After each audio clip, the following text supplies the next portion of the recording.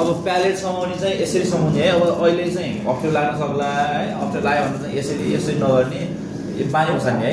यस्तो गर्ने बानी बसाल्न है। जतिखेर नि यस्तै हुनु पऱ्यो है त प्यालेट।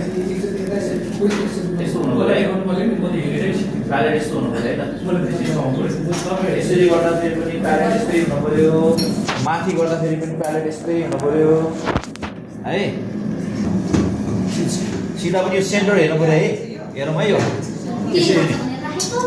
यसरी यसरी हुनु पऱ्यो है।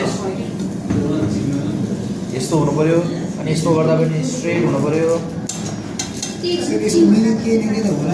छ नि यसको पनि रिङको पनि यहाँ यसको पनि प्रयोग छ क्या रिङको। के गर्नुपर्छ भन्दा हामीले हाम्रो अनि बेन्टोपछि हामी 1 पाउन्ड भन्छ नि हो, त्यो चाहिँ 1 पाउन्डवाला किट चाहिँ माथिको चाहिँ रिङमा आउँछ।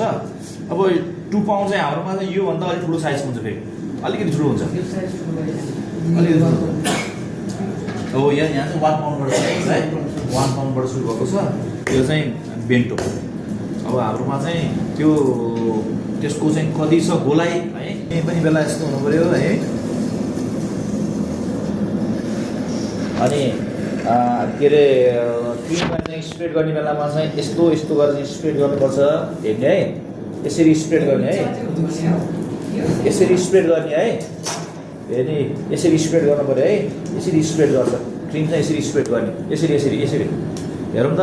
पहिला हाम्रो काम भनेको चाहिँ चारैतिर चाहिँ स्प्रेड गर्नुपर्छ, यस्तो बिस्तारै है। यस्तो गर्दै के गर्ने त, पहिला क्रिमलाई चाहिँ चारैतिर चाहिँ स्प्रेड गराउने है।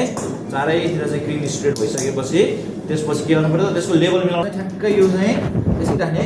अब लेभल मिलाउनेमा चाहिँ यो हाम्रो केकको साइज भयो नि, केकलाई चाहिँ यो प्याडलाई यसरी चाहिँ नपार्ने कि पुरै प्याडलाई चाहिँ के भन्छ आधा जस्तोमा राख्ने। यसलाई चाहिँ हल्का यसो अलिकति उठाइदिने है, अलिकति उठाउने। अब प्रेस गर्ने नगर्ने कुरा चाहिँ केमा भर पर्ने भयो त, तपाईँको लेभलमा। त्यो तपाईँले पछि आफैले चाहिँ त्यो ब्यालेन्स मिलाउनुपर्छ है त।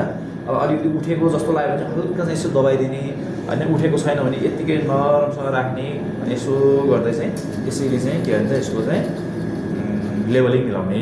कता सजिलो पर्छ नि होइन, यसरी घुमाइराख्नुपर्छ। यो देखिन्छ कि देखिने भागमा राख्ने यो है। यता पनि देखिन्छ नि, यस्तो घुमाउने बेलामा होइन, यो कता आएको छ, यो यस्तो आएको छ, यो आयो भने दबाउनु पर्छ होइन भन्ने कुरा थाहा हुन्छ नि। अनि यसरी र मिलाउने गर्ने, यसरी जाने है त। कामै यही हो। अब यसको सफ्ट बनाउने है।